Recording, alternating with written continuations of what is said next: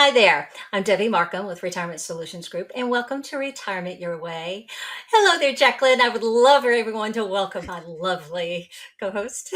How are you doing today? I am so good. I mean, Yeah.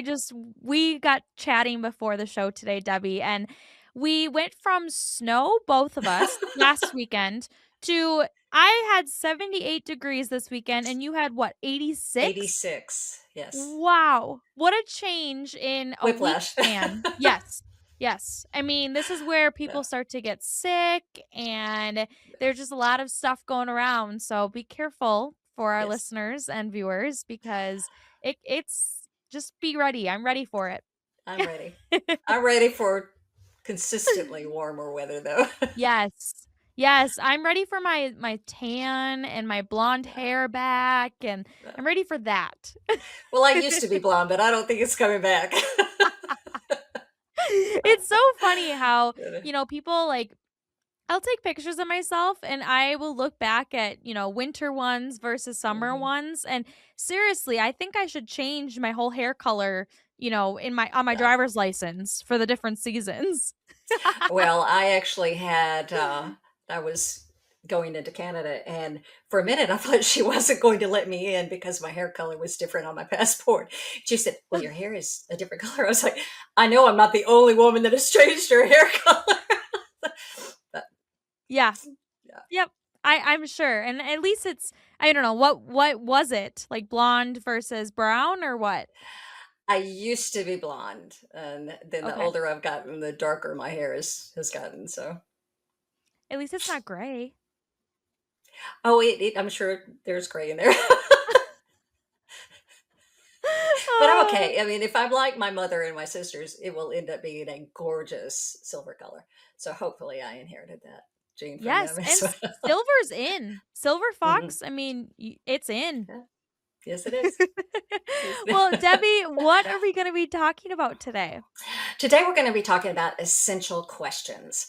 And I love meeting with my clients because they often give me my topics of, "Ooh, I need to discuss that." So that's one of the primary reasons that I came up with it. And then you came into thought. So part of my discussion is also brought on by your circumstance. Me? Yes. Oh my goodness, I feel so honored. Tell me more. I love talking about myself. Well, good, because it's a fascinating topic. Uh, Ideally, essential conversations begin with where you and your lovely fiance are at this point. And far too many people make that important jump of, yes, we are going to get married and we're going to Mhm. be, happily married forever. And they forget to have those important discussions.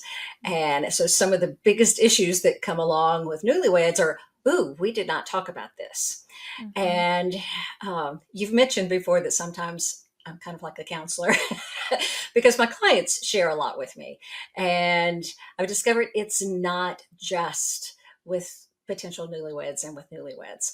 Um, a lot of people do not have discussions and they've been married 30, 40, 50 years and they still have not had some essential conversations.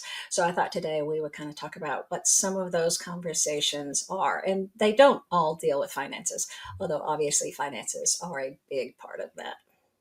Yeah, absolutely. And I love to say that love conquers all, and most of the time it does.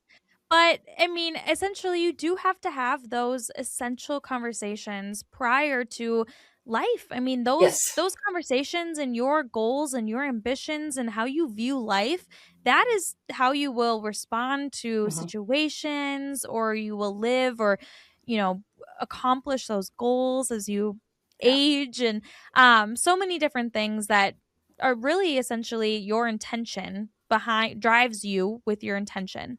And I so agree. it's so important that we're talking about this. And even when you brought it up, essential conversations, like I am so intrigued at what that means and who to have these conversations with and what topics. And even I think it's so important to start a conversation with a question.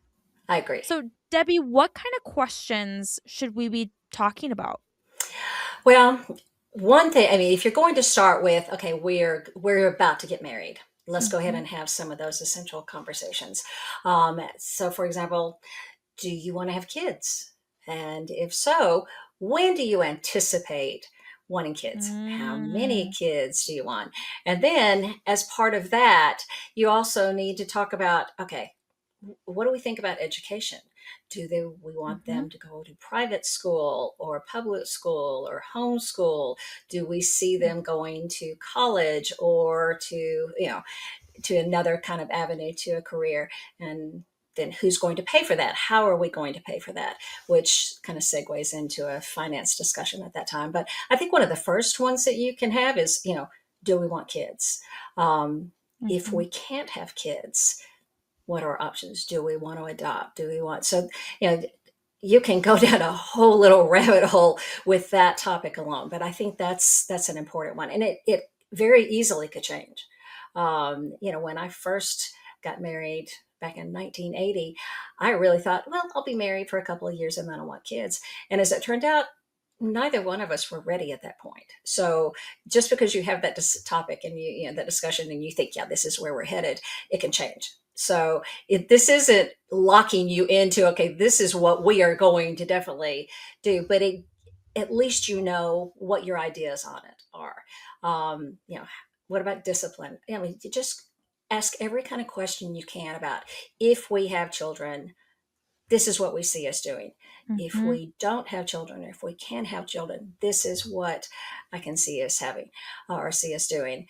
Because I personally know couples that have really struggled in discovering after they were married that they had very different opinions on these things. Mhm. And, if you can have those discussions and eliminate any potential arguments or disagreements, I think that's wise to do that. So kids is one of them.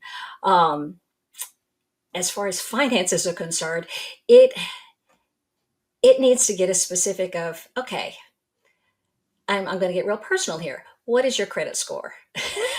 Because your Mhm. spending habits may not align with your future spouse. Mhm. I've actually seen this with older couples who are, it may be a second or third marriage, and they get in there and get married and find out they have very different financial experience. They have very different finances. Some may be a spender, some may be a saver. And if you haven't had those discussions, it usually ends up with you having some type of disagreement. um, Well, I'm I not would saying like you're not going to to drag out fight, but yeah. Yeah, and I just wanna add, something that I got from actually my pastor and his wife was, you most likely in a couple, you will disagree yes, on one's gonna be a saver, one's gonna be a spender, and ultimately, it's how you have those conversations amongst each other because in a marriage, it's actually the most beneficial to have one saver and one I agree. spender. And so having those conversations and how do you go about it? Are you every purchase are you going to talk about? Is it Mhm. going to be, weekly, monthly, kind of sit down and chat? Yeah, How do you go about those conversations? Because it doesn't, you don't have to align I perfectly. agree. I I would agree. say if you have two spenders and two savers, that's where things get a little bit more tricky. Mhm. But again, just having those conversations, I touch agree. bases. Do we want to agree on big expenditures, or do I have to have an okay or your approval for everything that we spend? Do you want to Yeah. have joint accounts? Do you want to have joint and have single accounts? Yeah. What's your debt to income ratio? What are you comfortable with? Mhm. Who pays the bills? That's a Yeah. big one. Yeah. Well, That's a and big one. if you're talking about kids too, is that a would you be a stay-at-home mom or a stay-at-home Yes. dad? Is that Mhm. something that's a consideration for both parties? Yeah. Or what happens if in your position you're laid off? How are Yeah. we going to handle those crisis situations when those come about? Because that may be completely out of your control. Nothing that either of you have done wrong, but you need Mhm. to be prepared for, okay, if this happens, what are we going to do? Yeah. So I think that's very important. What's your risk tolerance? I'm very fortunate in that Gradient does a fantastic job of providing me with a tool called The Color of Money, and Yeah. that's a financial analysis. And so I love when I have my clients do that, and it has been an eye opener. One of the first clients that I used it with, they had been married over 30 years, and they each separately did, their own little color of money. And, we come up with a little score, and we talk about the red, yellow, and green money. And it opened their eyes. They had no clue how each other felt about money. After 30 Mhm. years, they had never had those discussions. And Wow. it was very beneficial because it led them on a more successful path to retirement, because they then were able to, okay, this is my risk analysis. And the husband was, boy, stock market, I love it, and let's do high risk. And she was like, oh, that scares the out of me. And so thankfully they were able to come to a beautiful little compromise. But the color of money was really helpful in doing that. And it amazes me how many conversations I have with couples, Yes. and they're kind of shocked on their views, because they've just never thought to have those conversations. Yeah. So a good financial advisor will help you through that if you've never done it yourself. Yeah, absolutely. And I'm just reminded of a lot of the previous conversations, Debbie, that you and I've had on this Yeah. podcast and the different, episodes that we've done and conversations that we've had. Truly, every episode that we've done has essential questions in there. Yes. Yes, it does. I talk about, like, when we discuss retirement and where you wanna go, those Yes. are essential conversations, and yes, your mind can change, or Hmm. you you can change your view on things, but having those essential conversations, because I do know that there have been many couples that have no idea that their retirement looks completely different, Yes. and they never have those conversations, and I so it's see that like, a lot. yeah. Yeah, and so you enter a marriage like, "Oh, yes, we view kids the same way, Yes. we view this the same way, but no, I don't wanna travel. Oh, but Yeah. I do. And what are we Yeah. gonna do in retirement?" It's completely Yes. different, and even those conversations we've brought up before on the podcast. I agree. I mean, and it's even things like traditions. I mean, Yes. my late husband actually taught me a very valuable lesson, because before we got married, he said, okay, here are some things that I am willing to change. Here's some, no, we are not going to change this. This is my Mhm. hard and fast. And one of them was a Christmas tradition. And he, he set me down. We had that little discussion. And then we sat down with both parents and said, okay, Christmas morning, we will be in our own home. So Mm. he was like, we're going to wake up in our own bed on Christmas morning. And we've passed that on to my daughters as well, because they both, and at first they were kind of apologetic. And I said, you don't have to apologize, since you learned that from us. But that was Mhm. a hard and fast rule for him. We are going to be in our own home on Christmas morning. And so even things just as, seemingly trivial as family Mhm. traditions.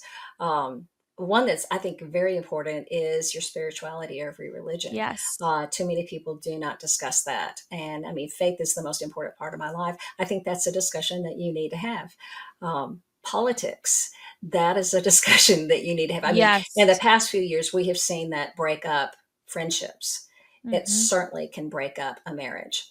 And while you may not want to share who you're voting for, you need to understand each other's political views, because that's a huge part of our life these days. So I think Yeah. that's an important discussion that kind of needs to go into it. Um, Mhm. is this a first marriage for you? Are there ex spouses involved? Because unfortunately, that can really muddy the waters. Are there kids? Do you have a blended family? Um, the legacy that you want to leave behind. That's one that comes up quite often, especially if I'm assisting clients with wills and trust, because I can't, I've lost count of how many couples are just like, no, no, no, no. I want to, you know, I want us to spend the inheritance, or nope, nope, Yeah. I want to leave this to the kids. And so those are important discussions. And I think the earlier you can have those discussions, I think the better it is. Um, like I said, you can always change your mind, but at least you know each other's opinions. Um, Yep. Doing a trust is actually a great avenue to have some of these discussions, whether you are newly married or whether you've been Mhm. married, 30, 40, 50 years, because a big part of it is how to leave the legacy behind. Who is going to inherit this? What do you want? Who do you want as your powers of attorney? Who do you want to assist with all of these things? What do you want your final days to be? Do you want to be cremated, or do you want, what do you want Mhm. for funerals? Those are all important discussions that you need to have. And you owe it to the person that you love, most in the world, hopefully your spouse, that you have those conversations and that you understand and respect their opinion on it. And Yeah. if you haven't had the discussion, too often you're left guessing. Yes. And unfortunately, I have clients recently that have lost their spouse, and a couple of them have been, "Oh, what do I do? I don't know how they felt about this. I Mhm. don't know where they wanted to be buried. I don't know." They just didn't know those things. They didn't know, you know, who do I leave my money to? And those are important discussions. And the last thing I want is someone that's lost their spouse to have to make that life more difficult. Yeah, absolutely. And the other thing that I think about too is, family. So we talked about kids, but also Mhm. in-laws, your Yes. parents. How do you go about traditions? I mean, you talked about Yes. traditions too, and it's like what does that mean for your family? Are you going to Mhm. please your parents? Is that important to you? Is it more important to please your children? Kind of where the line is with Mhm. family and what if conflict happens. I agree. It will. Hmm. Yeah. I think even how are we going to handle conflict? How are we going to Mhm. have? How are we going to handle it when we have our first fight? Do Yes. you need 30 minutes alone so that you can calm down, or do you just need to get in there right away and deal with it? Yes. Um, because knowing those things can kind of help. I mean, I grew up in a family. I never saw my parents argue, not once. Mhm. I mean, not Yep. one single time did I ever hear them have a discussion or a disagreement. Not discussion, but a disagreement. Mhm. So when I got married, I was expecting the same thing. And the first argument my husband and I got into, I went and sat in the closet and cried. And he had to find me. He was like, what's wrong? And I was like, well, you told me when we Yeah. got married we would never get a divorce. He was like, what are you talking about? And I was like, well, we had a fight. He said, honey, that's what people do. No, they don't. So if Yeah. we had had that discussion of, okay, when we disagree, because you're going to disagree about some Mhm. things, doesn't mean you're going to fight, but this Mhm. is how I've handled it in the past. This is how what I grew up with. This is what I anticipate. I think you can kind of make your own little roadmap on how to handle those things where you don't see eye to Yeah. eye. Yeah. Yes. Well, and that brings up a really good point because I'll use my personal experience too. My fiance Quinn and I have been together for almost 5 years. Okay? That's a Yay. long period of It time, is. and we've had, a lot of conflict and arguments. Yeah. And we also have friends that are, I would say, newer in their relationships, Yeah. and they've never had arguments. Yeah. And I've told them multiple times, I'm like, that's kind of a red flag. And they're Hmm. like, "What? What do you mean?" And I said, "Well, if you are never arguing or having conflict, not arguing, but, having those Yeah. conversations, someone is never getting their way. Yes. Someone is always never being heard, never being understood. And yes, it might come across as, well, we're always happy. It's like, Yeah. well, no, because that means that Life the is not like person that. is, yeah, life is not like that. That person is not being able to voice their opinion or to Mhm. feel like they have a say. And Yeah. so it's so important to value those conflicts with I your agree. spouse or even with friendships. I mean, all these essential conversations can go Hmm. further into your parents' relationship with you, your Yeah. friends, your spouses, your Siblings. kids. All of these are, yes, Yeah. siblings. That's a good one. Yes. Yeah. Absolutely. Yeah. Well, We Debbie, shouldn't be this has afraid of been, talk. yes, absolutely. Debbie, this has been a fantastic conversation. Is there anything else that you want to add to today's podcast? Well, if you have any control over the weather, if you just make it a little bit more consistent. I don't expect you to be a miracle worker, but that would be nice. Yes, yes, absolutely. I agree. Well, how can listeners and viewers get a hold of you? The easiest way is to call my office, and that is 866-247-5695.